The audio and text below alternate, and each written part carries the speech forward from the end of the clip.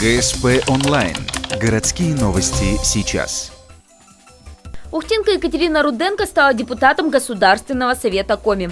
По решению новоиспеченных коллег женщина вошла в состав комитета по экологии. В родном городе Екатерину Руденко знают как активную общественницу из поселка Шудаяк. Несколько лет назад она стала заниматься вопросом о строительстве радиоактивного могильника в поселке Водный. Все началось постепенно. Сначала людское недовольство, затем инициативная группа, городской уровень и республиканский. Теперь нужно просто закрепить те позиции, договоренности, какие были созданы, потому что мы помним, неоднократно заявлялось с высоких трибун о том, что и могильника не будет, да, о том, что каким образом будет решена проблема та или иная. То есть достигнутые договоренности их надо закреплять, с оставшимися территориями нужно работать в таком плане, чтобы они не повлекли за собой строительство могильника радиоактивных отходов. Такие способы есть.